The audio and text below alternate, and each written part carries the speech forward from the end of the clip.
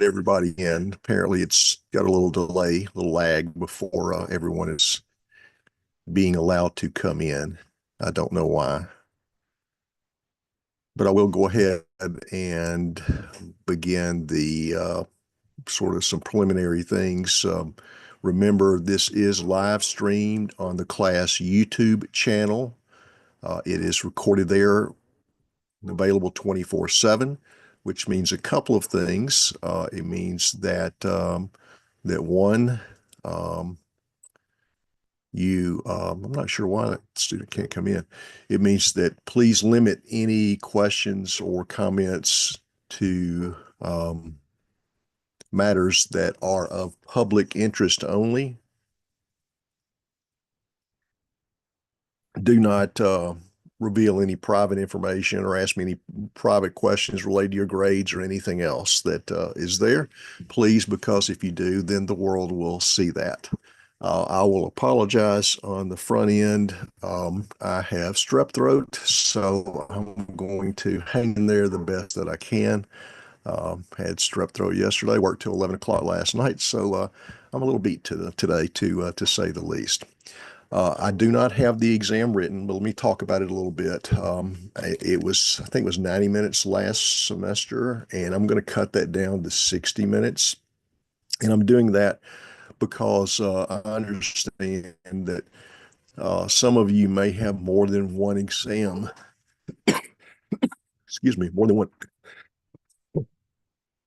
one exam on the same day. As a result, I'm going to limit it to 60 minutes. I'm going to have to take some of the questions off. Probably be a mix of the same thing, some objective questions related to, well, they're all really objective, but for the most part, some multiple choice, true, false, and some short answer kind of questions as well. Had a PowerPoint for that I prepared maybe 2 years ago for the class. Really isn't appropriate anymore. And the reason is that I had to change kind of the material that I covered and um, how exactly we were going to test on those things because of the use of AI. Some of you are still using AI. It's just crazy. Hopefully, speaking of that, hopefully some of you will get a chance to. It's like 50 pages, but not really 50 pages. It's really more like 15. The way that Supreme Court opinions are written. If you would read that, it's very entertaining. It is a case that was released uh, by the Alabama Supreme Court. He had an attorney who has been sanctioned. I think so far he's paid $17,200 in costs. He has to pay double court costs. He is prohibited from practicing in front of the Alabama Supreme Court unless there's another attorney with him. He has been referred to the Alabama State Bar Association for disciplinary proceedings because he relied upon AI. And there's nothing wrong with AI. I've tried to emphasize that. What's wrong with AI is using it for answers as opposed to as a tool, a learning tool. And even in the case of a lawyer, it needs to be a learning tool. In his case, he didn't bother to verify anything, and it really tanked him. But and listen, if you think those sanctions are a slap on the wrist, they're not. I mean, that's his job. He may be something like that. So, you keep that in mind. Okay, I have a lot of material, and I'm gonna hit some high points. If you have any questions during any part of this, feel free to chime in, raise your hand. I'll be looking. I don't always see the chats when they come up. I see there's a chat thing. Oh, that's the AI meeting notes. Yes, the AI meeting notes. I don't mind, taking AI notes with something like this. Probably give it to you guys after the meeting. It's what it's used for. Uh, just don't try to use it for answers on the final exam. It's going to tank you. Trust me. Okay. This employment law, employment discrimination. And again, This is nearly a month's worth of material that you have covered, and by no means am I going to try to teach that in a 15, 30-minute session here today. So I'm going to hit some high points. When I hit the high points, there's a high likelihood it'll be on the exam, but also a high likelihood there will be other questions on the exam, way more than just that. So don't rely on just that. I'm just hit some of that. Um, Overtime rules, I'm always asked about overtime, and you have to calculate it, you have to figure it out, you have to determine when it applies, when it does not apply. Who's an exempt employee, who's a non-exempt employee. I've got one of these in my office right now. A person is, and next semester I'll probably teach on it because we'll probably have this as a case. But the without going into any specific details, but the person is on salary. They're classified as an exempt employee, but their job duties do not have them at all being an exempt employee. There's kind of an 80-20 rule where 80% of their work needs to be overseeing and supervising in the particular role that they have, which would make them exempt. And instead, it's more 20-80 at best. So they're going to be end up, her company's going to end up being liable. Um, I've got some examples. I gave a bunch of examples in these materials. Please pay attention to the examples. Um, I had a case involving a restaurant where employees were required to hang around until they settled up what their bill was, but they had to clock out first. Anytime you got to hang around, anytime you're required to be on the employer premises, they got to pay you, and that can run into overtime as well. A lot of times, I'll have people that will ask me about discrimination or something's not fair. I was discriminated against, and that brings me to the next topic. What is discrimination? Well, discrimination as a generic word just means that someone's treating you differently because of some reason. Could be because you're really good at your job or because you're really bad at your job. Those are forms of discrimination.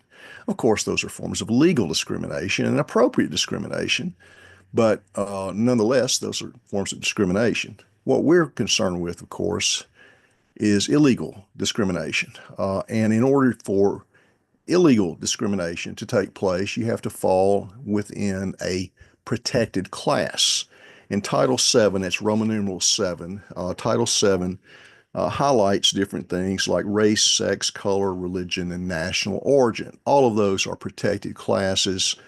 You cannot be discriminated against because of that status in a protected class. Now, occasionally I'll have a potential client and they'll ask about something and they'll fall within this protected class.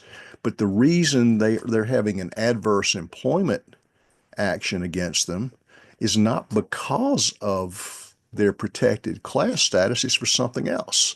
So the mere fact that you're in a protected class doesn't mean that that you are illegally being discriminated against if you suffer an adverse employment action. Okay.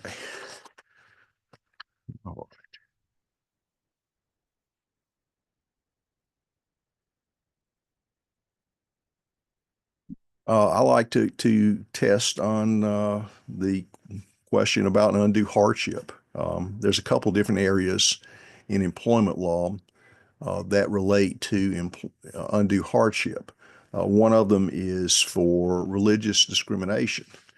You are, as an employer, if you are subject to Title VII rules, and some employers are, some employers are not, you are required to reasonably accommodate an employee's sincerely held religious beliefs.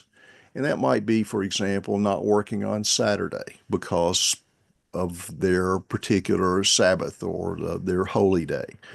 And an employer generally is required to honor that unless it creates an undue hardship on the employer. And so, some of those examples might be, well, what if the job requires selling hot dogs at Bryant-Denny Stadium on college football game day? Well, guess when college football game days are? They're Saturdays.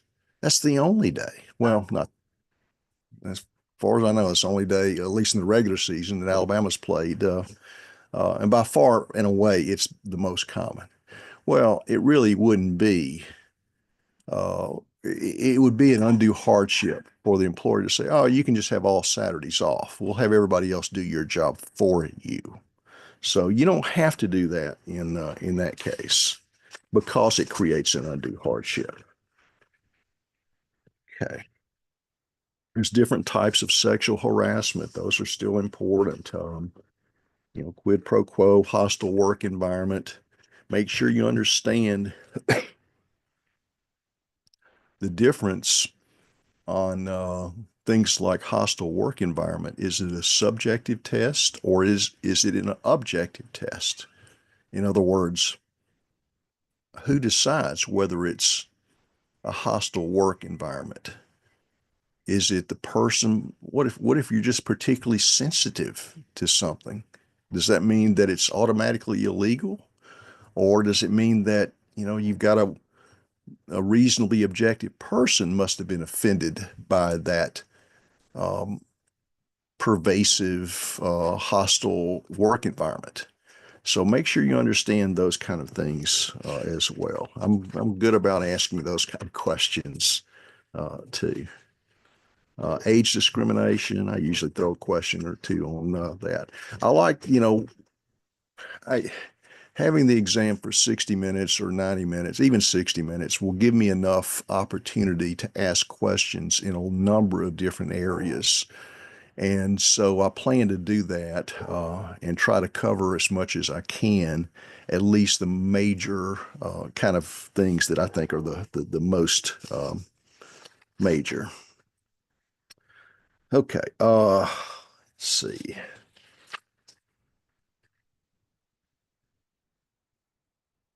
Americans with Disabilities Act, that's another area where you have a reasonable accommodation standard, but an undue hardship limitation. Um, if someone suffers from a medical condition called narcolepsy, it means that they fall asleep at certain times and they may need naps during the day. Well, some jobs you might be able to allow someone to take a 15-minute cat nap twice a day, and that'd be fine. But what if they're an over the road truck driver for Walmart? Maybe not. Maybe not. That might be an undue hardship and subject Walmart to unnecessary risk for that. Okay. EEOC. I do ask about EEOC requirements, timelines, things like that. If there's one thing that I want you to leave this class knowing, it's that timelines matter. Um, Shoot, I teach the whole class. I mean, I structure the whole class with that. You have to take an exam on the day that it's given, not before, not after. Why do I do that? Well, a lot of reasons, but one of them is because in the law, timelines are critical. You miss something by a day, you lose. It doesn't matter how good your case was, you lose. It doesn't matter whether you had the best side on the merits or not, you lose. So, yes, it'll be important to know. Well, let's see. There's a charge of discrimination kind of issue here. What do I do with it? When do I do with it? What happens then?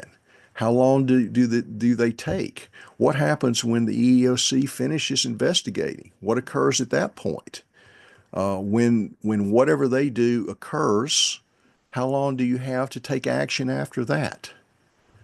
You know, the in the law, you've got in Alabama, you've got 2 year statute of limitations for a tort action, or 6 years for a standard breach of contract case, or 10 years if it's under seal, or 3 years on an open account, or you've got to file something within 6 months.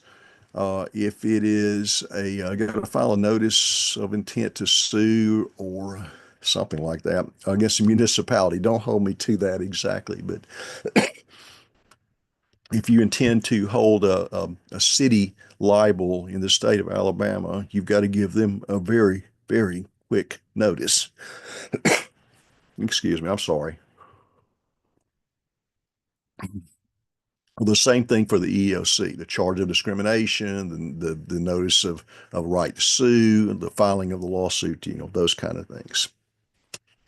Um, we start with the general principle. I probably should. I really kind of wish I'd started with this, but the general idea that most states, including Alabama, are employment at will states, and that means that you can be hired or fired for a good reason, a bad reason, or no reason. Doesn't matter. I was discriminated against. They fired me. Why did they fire you? Well, why were you discriminated against? Well, they just didn't like me.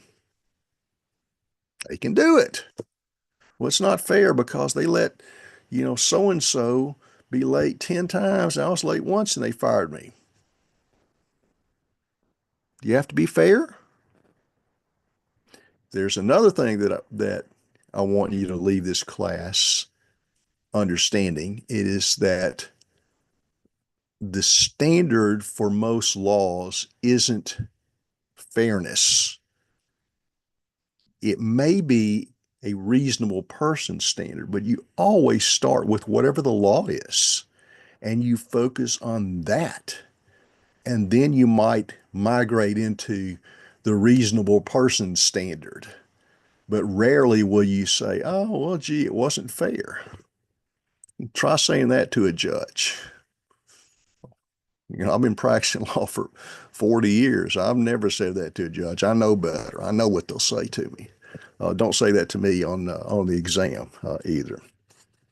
But you start with that employment at will doctrine. And the exceptions are what we've been talking about. Well, you can't do it if they're a protected class and you discriminate against them because of the protected class. Another exception is, what if you got a contract? I represent some some doctors. I represent us, the CEOs of companies, and they're fortunate enough that they have written contracts. Um, for those of you who are sports fans, guess who else have contracts? Coaches do now. Now college players do, but professional players do, and college players do.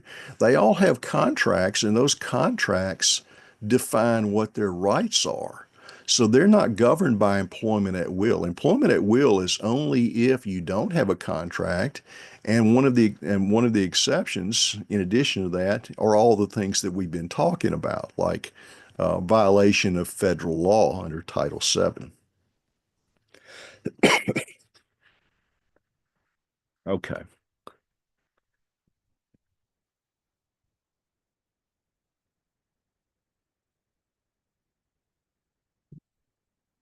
Pay attention to the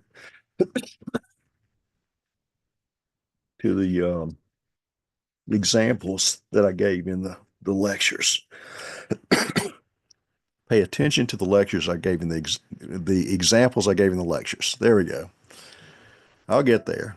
Hang with me. Okay. All right. Now we're going to move into contract law, and about half of don't hold me to this, but I've been pretty good at dividing it up equally. About half of the exam will be on contract law, and about half of it will be on employment law. Both of them are very important areas of law. Both of them may affect you either as an individual or as a business owner or a business manager or something of that nature. So it's important for you to understand those kind of things. Um, uh, the Gosh, there's just so much on contracts. The one of the things you're going to have to determine is whether or not there's a contract. Was there a valid offer? What if you got to have a valid offer, and then you got to have a valid acceptance. The subject matter has to be valid. All those things have to exist before you even have a contract. Somebody may think they've got a contract, but there wasn't a valid offer made, or it wasn't accepted validly. Someone counteroffered or something which destroyed the initial offer because that's what it does. So you have to look into things like that just to see if one exists. Then you're going to look at things like, well, how do we interpret this contract?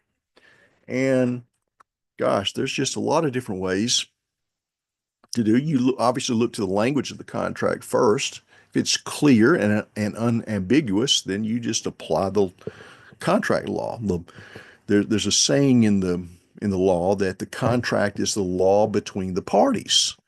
And that just means that whatever you say, whatever you agree to is what it is, assuming it's not against public policy and some other exceptions, because law loves exceptions, right? Um, but what if it's not clear? What if it's ambiguous? What if it's capable of more than one interpretation? What do you do then? Well, then there's all kind of different things that exist. You look to the four corners of the document. You look to see if you can discern the intent of the parties with other provisions of the contract, so it makes sense or it doesn't make sense. And then ultimately, you don't start with this. I've seen a lot of people make this mistake. They think you start with this, but ultimately you may get to the point where you say, well, ambiguities and unclear provisions are to be construed against the drafter of that provision. Why? Well, someone who wrote that provision had the chance to make it clear and didn't. So the law says, well, because you had the opportunity to make that clear and you failed to do that, we're going to hold that against you. We're going to read it in a way that's not in your best interest. If it's capable of two different readings, we're going to read it the other way.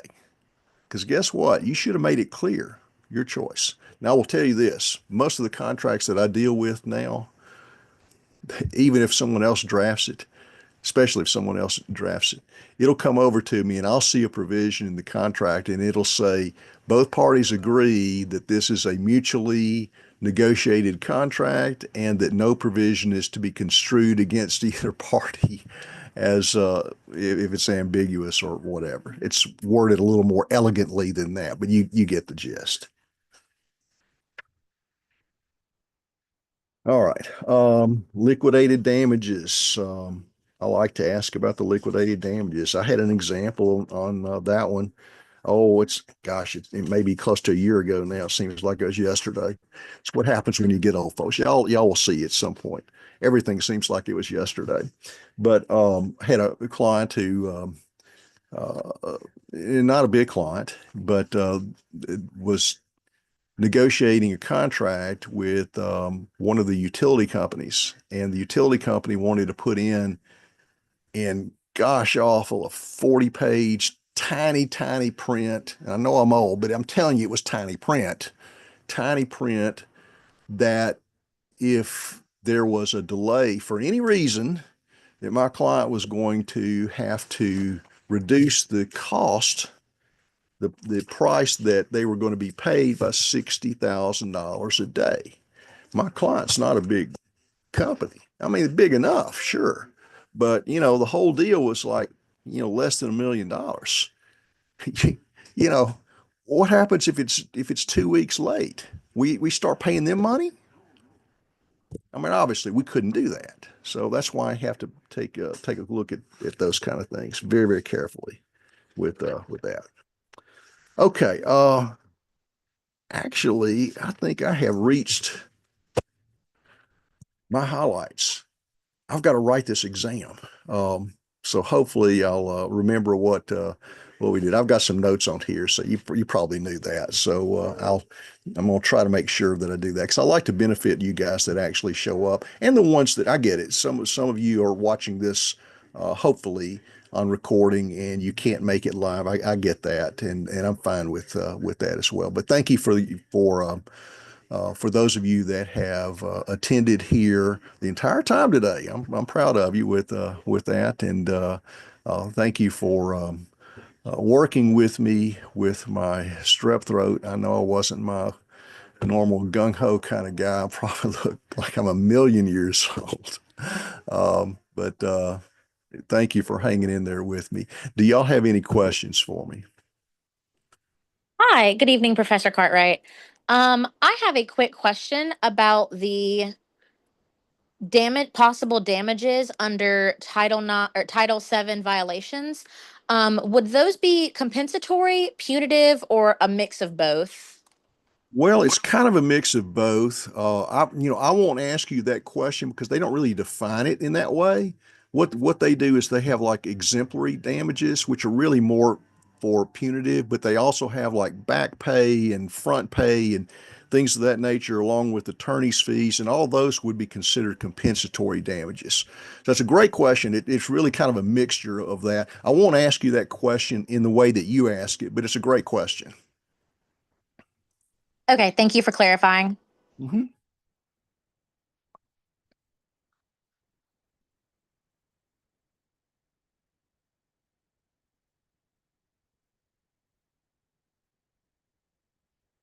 We have anything else for tonight? Are y'all tired of seeing me? Well, thank you to those of you here. Thank you for all my students in the classes that I had this semester. I've enjoyed it as I always do. I appreciate it. If there's something I can do to help you before Monday, try to reach out to me. As it gets closer to Monday, I'm a little more hands off when it gets really, really close. So, try to, Friday, Saturday. If it's Monday, don't ask me a question. Sunday, you can ask me still with that as well. But good luck with it. Good luck with this exam. Good luck with your other exams and your other classes. If there's something I can do to help you in the future, please don't hesitate to reach out. And I'll wish y'all a good night. Thanks, guys. Thank you. You're welcome.